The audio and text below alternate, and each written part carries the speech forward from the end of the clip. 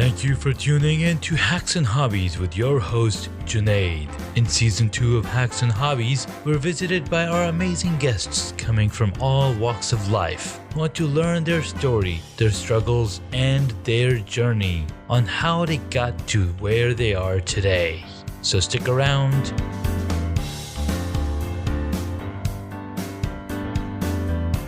In this episode, I get to speak with Eleanor Bick. She's a German freelance author and illustrator, and I got to follow some of her amazing journey on Twitter. She's been posting some really awesome illustrations of Pokemon and Pokemon trainer instructor conversations, and I was like super fascinated with the level of detail and the level of clarity in these illustrations. And then she also did a little short on the bee's knees, a little TV series that she's working on. And I was like, what, bees? I'm all about bees, with beekeeping and talking about beekeeping on this podcast. So I was like, why not bring her on and learn her journey? So Eleanor, thank you so much for coming onto the podcast. Thank you for having me here. It's really exciting to be on a podcast for the first time. Awesome. So this will be your first. Yes. Yeah.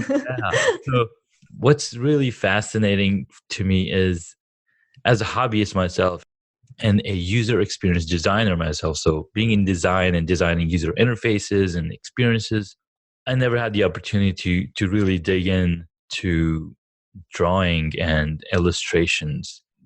But I have bought toys and bought different devices to be able to draw. Like I've got the iPad Pro with a pencil so I can draw on the iPad.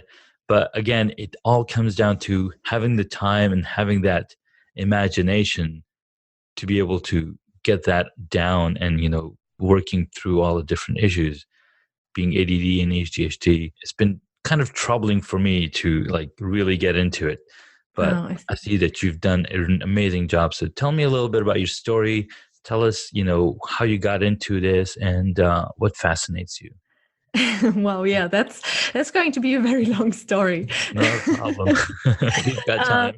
Yeah. Well, I've always drawn, since I can remember. I've been holding a pencil, and I come from a very creative family. So my mom is also a freelance artist. She used to be a graphic designer, and then she started to do her own paintings, and she was like, I want to do that for a living. And my grandparents got to know each other through a drawing course. They met while drawing. So yeah, it's like I'm in third generation, the creative one again in my family. And that's so cool.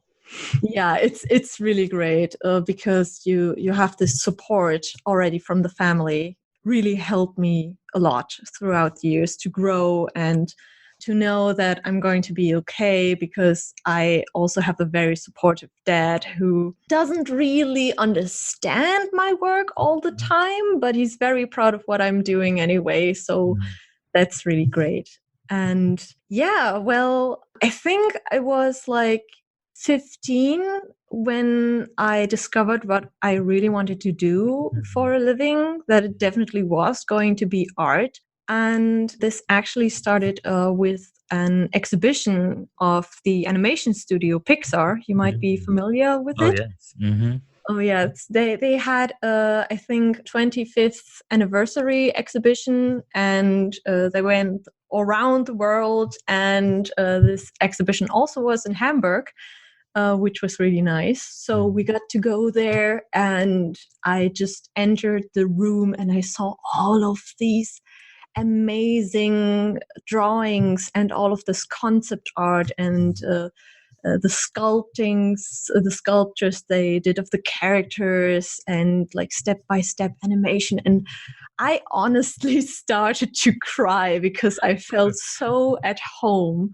Yeah. And then I just knew that this was what I wanted to do. And this was actually the start of a very hard phase, because the moment I knew what I wanted to do, I didn't really felt at home at my school anymore. It was very extremely stressful. Like 10th grade in Germany is absolute hell. But what I heard in the end from other friends all around the world is that the school system doesn't seem to be great anywhere, Yeah, ex- it's except true. for Finland. Finland does fine, I heard, like perfectly Mhm. fine. Yeah. And yeah, then at the time when I was in 10th grade, my mom just started to, she had a job as a tutor Mm. at a graphic design school. And so I got to go there sometime, and I saw some of the exhibitions they had 2 times a year, every time the students graduated and wanted to show their work. And school was so stressful that I got extremely sick. Like I was sick all the time. I had panic attacks at school, Oh my God. and I couldn't breathe anymore. And it was just pure horror. So then at some point, my mom and I started thinking, okay, when I get through 10th grade, the school stuff in the system of Germany is a bit complicated because there are different kinds of schools and educations. But if you pass 10th grade at the school I was at, I would have like the qualities to go to a different school if I Mhm. wanted to.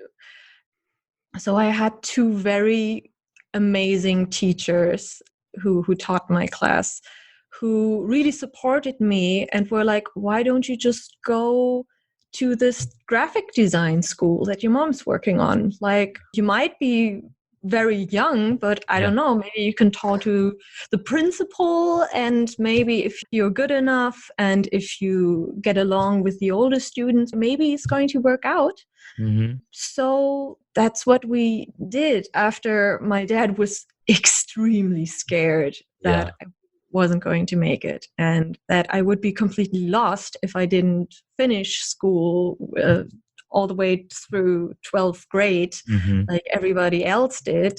So he was like totally against it at first. It took a lot of convincing Hmm. until he gave it a chance. But it all worked out perfectly. It was absolutely heaven sent. Like everything fell into place, and I recovered from my illness almost immediately the Hmm. moment that I went to this graphic design school, and I made Yeah. a lot of friends, and I was really happy. Yeah. And I graduated just 3.5 years later with 19 in March 2016. Nice. And it was, yeah, seriously, just everything went so well. And I think that was definitely the greatest time of my life. Nice. I hear a lot of parallels of support from Yeah. parents, from teachers, and that is super, super important. And I see that parallel in a lot of different areas, for example, for musicians and athletes and artists like yourself. Like no matter what it is, like people like kids get to be really good at what they love to do when they get that support.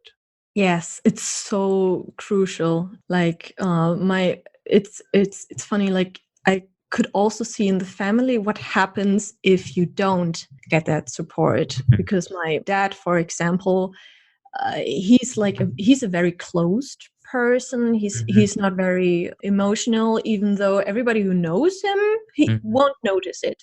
You only notice it when you're really close to him. Of course. His parents forced him, it kind of forced him to become a doctor. And Mhm.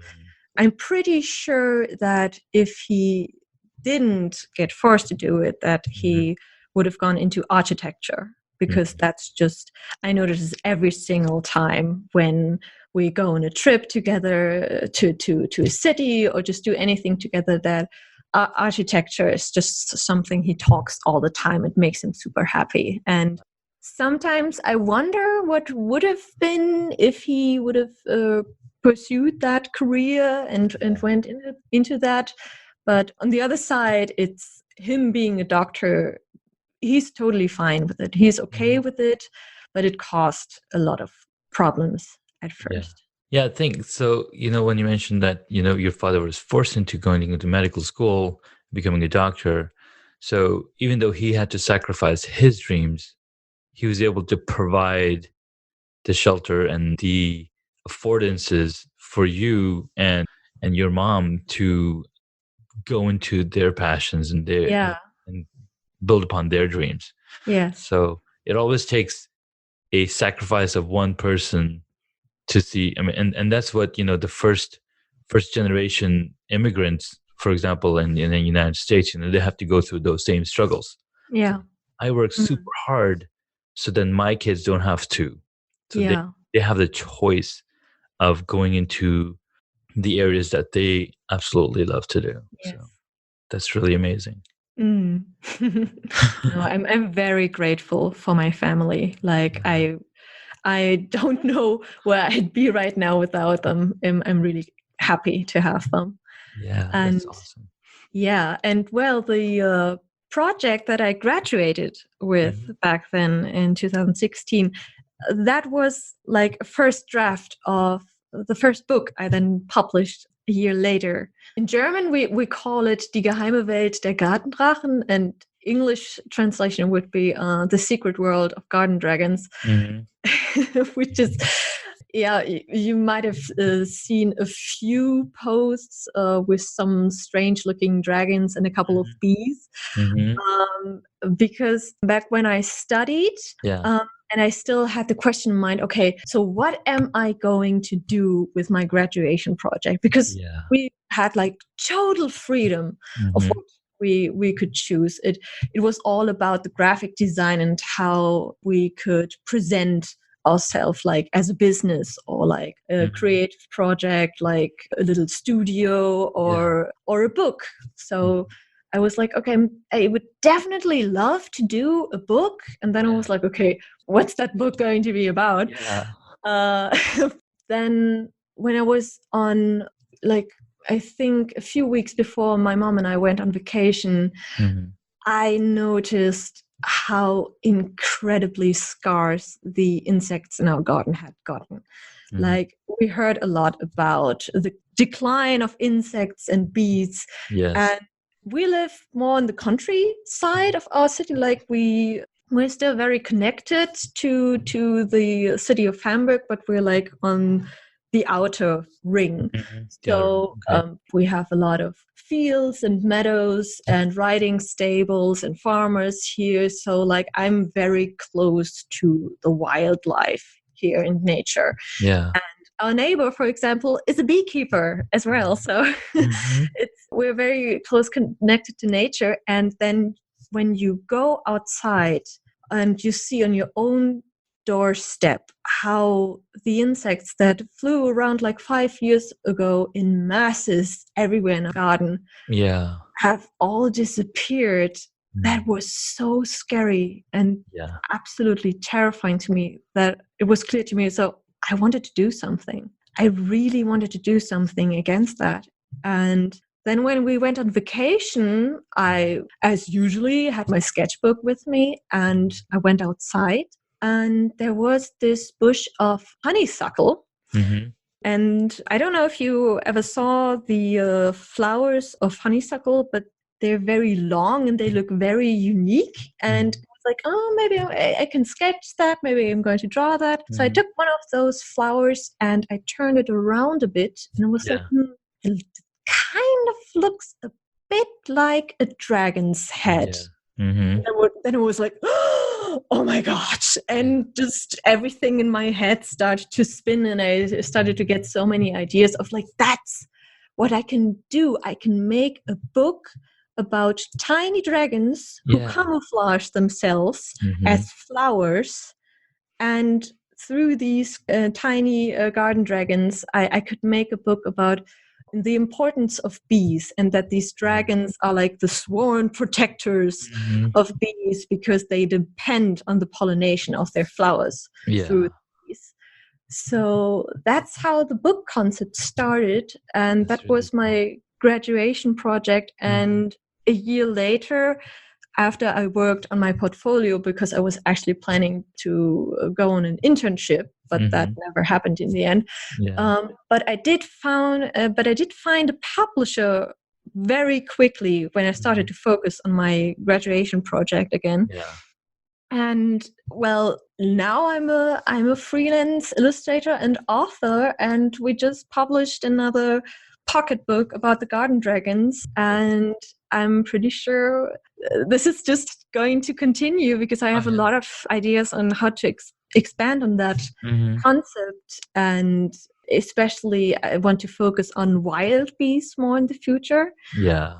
Because when we talk about decline of bees, the first thing that always comes to mind, usually for like the normal people who don't really know much about bees, is of course the honeybee, which we get our honey from. There are barely any people who know how many different wild bee species we have around the world. And I think, I'm not sure about the number of bees around the world. I think like over 20,000 different bees. Yeah, it's really amazing. And in Germany alone, I think there are around 500 bees. And it's just incredible. Like I've been focusing on bees for like 3 years now, but only last year I really started to focus on wild bees and wild bee species in Germany. And it's so fascinating. There's so much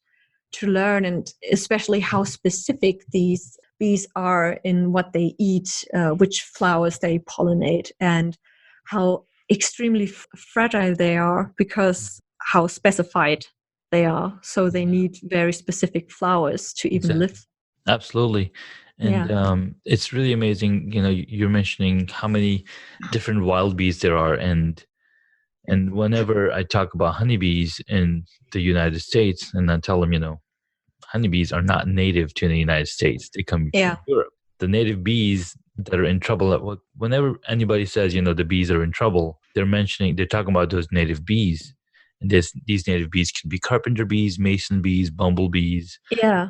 So many bees that are native pollinators of United States. But and now honeybees, they do have a problem where they have a big problem with the Varroa mite disease. Yeah, ours too. Yeah. Hive, right? So that's one of the problems the beekeepers are facing. Then still, beekeeping, it's more or less domesticated. Yeah. And you can, urban beekeepers are on the rise. And like, for example, this spring class that we had for beekeeping, there was at least 35 new beekeepers. Wow. So every year, there's more and more coming into the fold. And the state has, programs where they're giving away beehives. So more and more beekeepers can come and help with the pollination problem that we're having. Yeah. But yeah, it's definitely necessary to also teach people about the native bees and plant the plants that are specific for those native bees. Yeah. Like in our house, we have this huge bush and we get these white flowers in spring, and right now it's all white. It's beautiful. And I see a lot of bumblebees and carpenter bees coming, and they're just going in there and then they're coming out, and you see it's really beautiful. Yeah. So I'm super amazed. I'm super fascinated with garden dragons because that's a really neat concept. Yeah. Super illustrative way. And I'm trying to find an English version of the book because I think the site directly that would be great. Yeah, that's the thing. Like we've been trying to publish it in English for around 1.5 years now, and we do have contacts, but the thing is, we don't really get anything back. They seem to be stressed out and busy enough with probably the other 10,000 of books. I'm sure. They every day. Yeah. So that's why I asked my publisher, is it okay if I advertise it more online? Yeah, absolutely. Because we're very open for any contacts, like any publisher who might be interested to publish it in English. Because we have a finished translation. It's already, Yeah. Perfect. Okay. Yeah. I know a couple of publishers myself. Oh, that's great. Yeah. And they're into book publishing. I'm sure they know the right contacts to get your, Garden Dragons published in English out here, Oh, because yeah. it would Oh, be it would that be would, really awesome for my yeah. kids to even read it, right? That would be amazing. You can just show them my website. I have this whole section. If you probably already saw it. I'm Of already looking at it right now. yeah. Yeah. Mhm. It's really amazing. That's awesome. Yeah, my publisher, the last idea he had for promoting the book more so that we might get the right context was Mhm. that since we already have the translation Mhm. ready, his idea was that maybe we could publish in ebook version Mhm. online. So Yep. that, Self-publishing, so that you can get up to Amazon pretty yeah, quickly. Yeah. yeah. So, but of course, if we have the ebook version, the cards are still all open that somebody can publish the printed Sure. version. So the Sure. rights for that are still there, definitely. Yeah. The other thing that you could also do is, I haven't noticed an Instagram channel. I'm not sure if you have an Instagram yet, Uh, but yeah. an No. Instagram just for the Garden Dragons, Oh yeah, right? yeah. So that way you can focus. And Instagram's on the rise right now. It's Ah. stupid crazy in the US. People are flocking to Instagram like Oh no other. wow. And there's some huge. So I did notice that there's a hashtag Eleanor Bick, where Yeah, that's funny. there's two tags, and Hmm. I think somebody probably bought your book, and Yes. Kara Kara Beakerworm. I don't know if you know her. Yeah, it's so funny because like I have an Instagram account that I just never used until this point, but Uh, people apparently still noticed that I was there and yeah, they hashtagged me, and yeah, it was super sweet and super surprising. And yeah. yeah, there were like I think 2 or 3 posts on Instagram of proud German buyers of the, Mm-hmm. was very sweet. And Yeah. yeah, I didn't use Instagram really until now because I barely use my phone. Oh, I totally get it. I totally get it. I like, Absolutely. I wish I could just directly upload stuff from my computer to Hmm. Instagram. It's very There's frustrating. actually a way. You have a way to do it. So there's Oh, an application called later.com. There's actually a few of them, and these are oh, essentially social media marketing sites, and you can schedule posts up to 60 days in advance. oh Right? So you wow. can say, okay, I want this post to go out today, this post to go out tomorrow, this post to go out the day after. You can upload videos, you can upload, small Yeah. illustrations from your book. And I Mhm. also see Hamburg Paradise. Yeah, They're the that's I think they're the publisher, right, for your book. yeah, that's I think that's the name of our shop. Of our, That's it. Okay. yeah. So through the Mhm. shop, there's a couple of tags to Ah, the Garden Dragons. I see. yeah. Um, so yeah, I mean, there's so many ways that you can use social media for your advantage. I mean, I found you Yeah. through Twitter, right? Right. Mm. So just using these media effectively is a mind blown. It's amazing. Yeah. And I find it so charming that you found me like not only through the bee's knees video, Hmm. which by the way was more of a parody. I don't actually have plans for a TV I series. know it did look like a parody. I mean, Yeah. it's like this music sounds And something from the 80s. yes, I know. Like one of my friends, Sophie, who studies in Britain, Hmm. she used this theme song for a sketch video that she Hmm. made Hmm. with a friend because she's studying film. And I asked her if it was okay if I used that same song again because I Yeah. told her, Sophie, it's just so perfect. I have this idea for this sketch with a B sitcom, and this is like the best sitcom Yeah. A sound ever. And she was like, "Yeah, do whatever you want, Go for must." it. That's awesome. Yeah, It's really good to have connections that have these talents, and then you go like, hey, let's collaborate, and now you get something beautiful. Oh, yeah, that's the best. Absolutely. And yeah, so this video is great, and I think And you what got it on YouTube.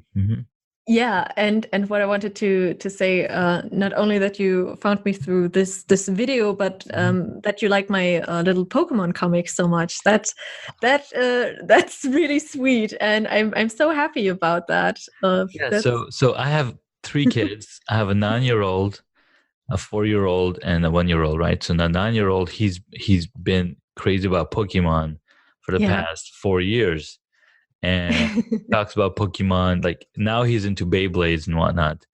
But when he used to talk about Pokemon, and when the Pokemon Go app came out for your phones, and you can walk around and find Yeah. Pokemon on your phone, right? So I did that myself. Right. So I have some connection through that popular culture. And Mm, when I saw the illustration, I was like, "Oh my God, this is a Pokemon, and it looks so beautiful." yeah.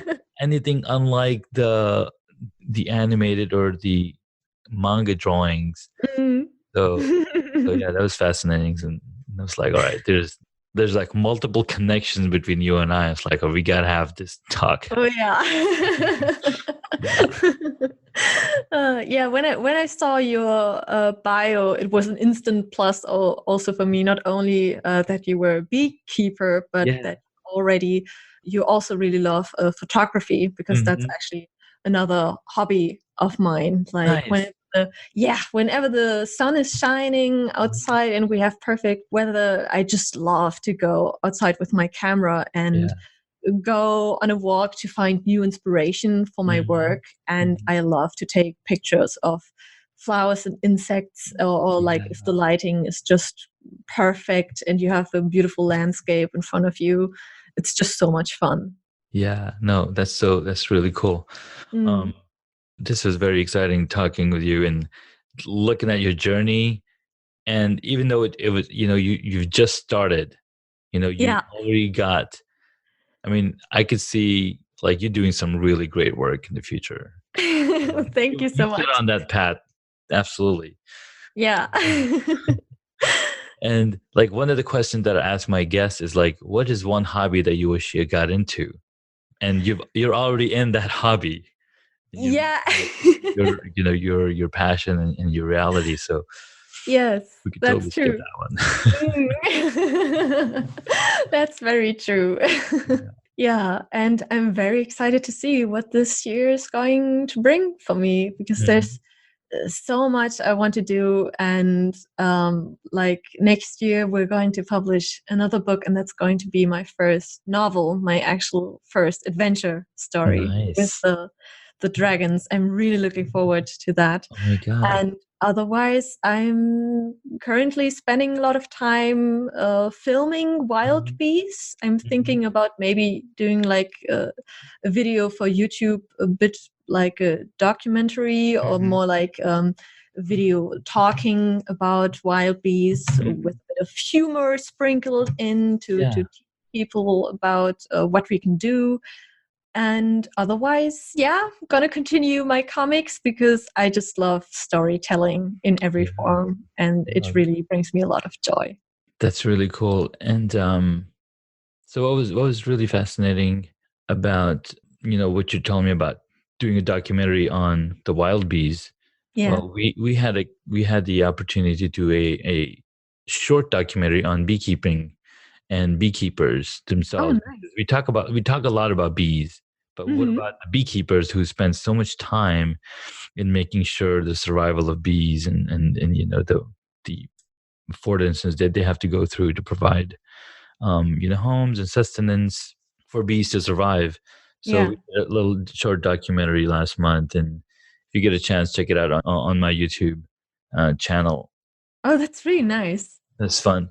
And we're thinking to making a long form, because right now it's only 4 minutes, but we were thinking of making a long form documentary where we talk to even more beekeepers all around the area that I live in, over here in DC, Virginia, and Maryland. And we have about 200 beekeepers in my club here in Virginia. There's about 400 beekeepers in Maryland. Wow. There's a lot of people that do beekeeping around here, and my neighbor just recently also started beekeeping this year, so I'm super Oh, excited to be a mentor to them.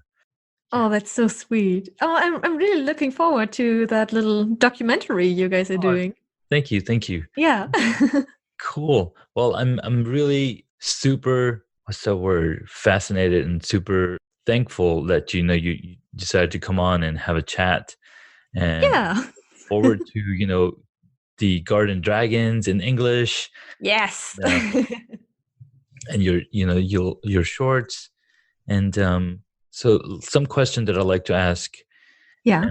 our guests: what is your favorite movie or TV show? Yeah, that's a really difficult question because I'm very into animation, so I have a lot of favorites. Yeah. But I did think about it yesterday, and I was like, I think like my most recent favorite movie would be Coco from Pixar, Mhm. Oh, that's which so good. I loved a lot because I just love it when we get to see different cultures in Oh, yeah. movies and different traditions from all around the world. And Mhm. like, because I love to learn about people and their cultures, I wish we'd see uh, more movies about like maybe specific African cultures or Native Mhm. American stories or legends and all that stuff. And Yeah. Coco was a really heartfelt movie. Mhm. And I loved the story to no end. And it was Yeah. incredibly creative what they added to the legends and stories around Dias de los Muertos. Mhm. And there's another tiny studio in Ireland, Cartoon Saloon, Mhm. also steps more into exploring the different cultures and does a lot of movies about Irish history and Irish legends. And I hope that's going to become a trend where we just see all kinds of facets of all different cultures and countries all around the world, because there's so much to explore and so much potential in writing great stories if we just try to go into something different and new that we didn't look at before. That's a really good point. I like that. And with the advent of the internet and animation technologies coming more and more accessible to the rest of the world, I think we're going to see a lot more of Yes. cultural stuff, Yeah. animations. And if you've ever had the chance to check out Kickstarter, there's always little campaigns starting up to do little animated movies or Yes. short films and whatnot. Yeah. And there's a lot of culture. I mean, there's so many stories in this world, because we're 7.5 billion people in this world, and Yeah. it's amazing, right? And when you just Yeah. grow up in just your own culture and your own thing, it's like, okay, I want to look out and see the rest of the world. Yeah. Awesome. Mm. Fantastic. All right. The next question is, who is your favorite superhero? Oh, superhero. I'd have to go with a very classic superhero. Mhm. Like I'd go for Spider-Man. Spider-Man. Okay. Yes, it's that was my first Hmm. favorite superhero as a child, and Hmm. I loved every movie. Yeah. Uh, uh, was in cinema with Spider-Man, and I couldn't really explain why. I just thought the costume was super cool, and I thought Mhm. Peter Parker was a very sympathetic character. Yeah.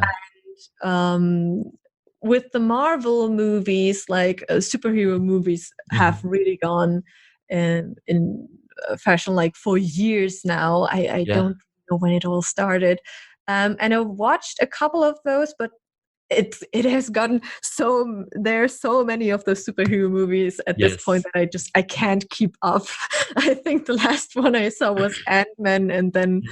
I was like, oh god, it kind of became like a core to watch all of these movies from the Marvel Cinematic Universe to Yeah. understand the next one. Hmm. And that was a bit, yeah, that was a bit too much to ask for me.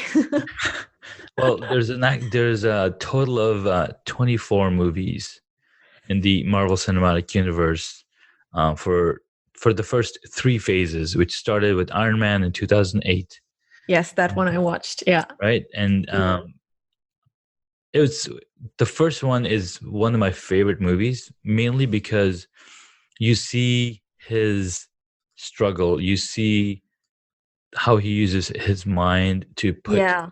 things together. And so Mm. that was super fascinating to me. And I was like, that's where I live. That's Yeah. that's what I function myself. Like I'm always putting things together and Mm. figuring out how things work. And so that was super fascinating to me. Yeah. So there's 6 movies for phase 1, 5 movies in phase 2, and phase 3 has a total of 8, 9, 10, 11 movies. Yeah. And I just had the opportunity to go see the last movie, Oh, nice.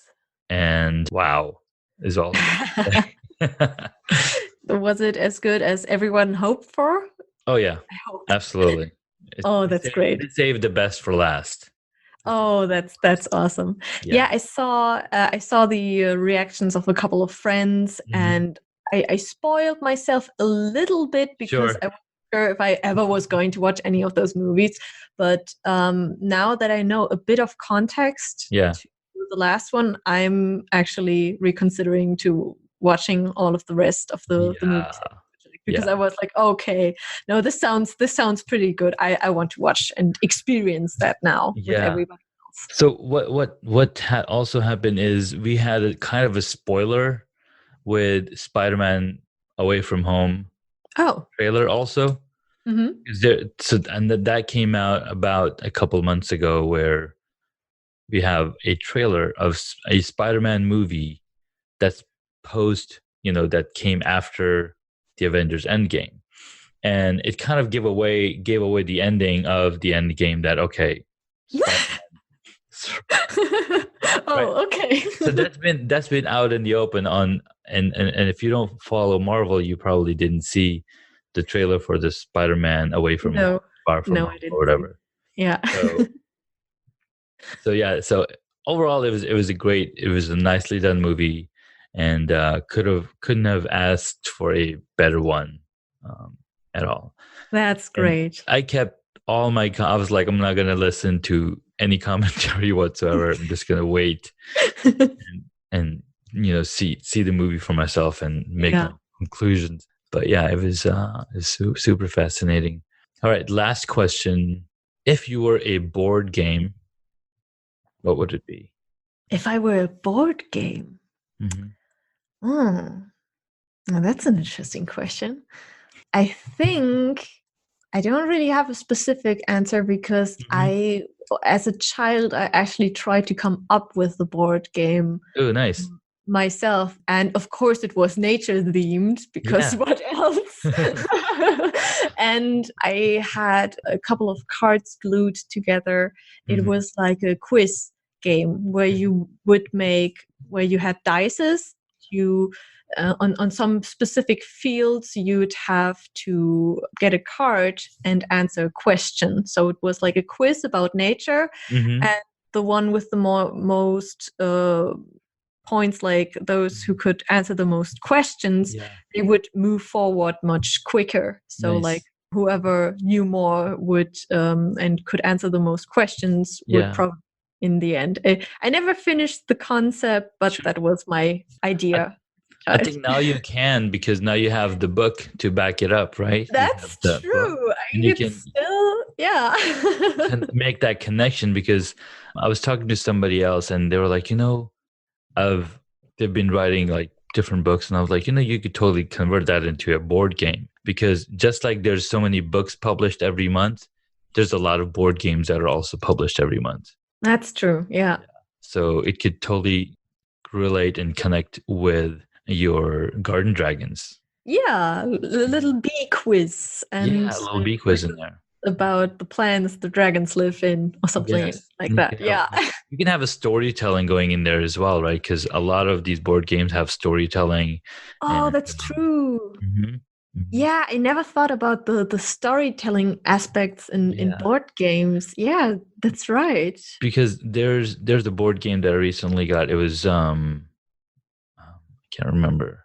So they came up with a running app, and Mhm. you basically turn this app on and you're running, and it's called Zombie Run. So the storytelling is that you're running out in the woods, and this, it's Mhm. apocalyptic, and you're running, and then every once in a while you'll hear there's zombies chasing you in your Oh God. earphones, right? So now you got to run faster, and then you get to a checkpoint, or you get to a point where there's safety, and basically there's a whole storyline around it. Yeah. So that was like 6 years ago that this app came out, and then they kept updating the version, updating the story, and now they finally have a board game around it, and I'm sure Oh, they will have nice. a book around it too, right? But you already got all of the content, and now you can like make a story around your garden dragons. I mean, you already have a story in the book. Yeah. Convert that into a board game. So, Mm. so that would be pretty fascinating. Yeah, that's a nice idea. You're welcome. I didn't consider that yet. That's really nice. Thank you. See, that's why I like to talk to like so many different talents and so many different areas, because so you're focused into drawing and focused into coming up with the story of, but I think of the different ways you can promote, because essentially Yeah. you're just promoting yourself, your books and everything, and Mm. many different ways you can promote, Yeah, the better you are in the end. that's true. So yeah, So we just keep inspiring each other. That's really exactly. nice. Keep Yeah. collaborating, keep inspiring, and keep going, moving forward. Yeah. Yeah, awesome. Last question would be, where can my audience find you if they wanted to get in touch with you, see more of what you're up to? Yeah, they can find me on both Twitter, Tumblr, and on YouTube under the name Elbdot. That's ELBDOT. Okay. Or you can go on my website, where also there are all other social media links, Mm. eleanorbick.de. I just said that in German Okay. automatically. And I also, if you follow me on Twitter and Tumblr, I sometimes post links to my Twitch channel, because I do live streams from time to time. So then Nice. people can see me drawing. Yes. Very cool. I'm gonna have to check out those Twitch channels, because it just fascinates me to watch people draw. It's like, whoa, like all of the Yeah. arcs. I have the last thing I have that's still the newest edition is like this. I don't have a Patreon, but I have a Ko-fi, this Okay. one where you can just support artists however you please with a Nice. little donation every now and then. And that's again elbdot. Perfect. I'll make sure to include the links to the show notes. So I don't even Yeah, know. that would be Yeah. great. Thank So you. that way people can just go to the show notes, click, and then get to you. Well, Yes. thank you so much for your time. This was awesome. Yeah, this was really nice. Thank you so much. You're welcome. Best of luck, and looking forward to your journey. Yeah, thank you. Talk to you soon. Bye-bye. Bye. Thank you so much for taking the time to listen to this episode on Hacks and Hobbies. We absolutely appreciate your contribution. You can find additional notes on hacksandhobbies.com. Please share the podcast with your friends and tell them what you learned about our guest today.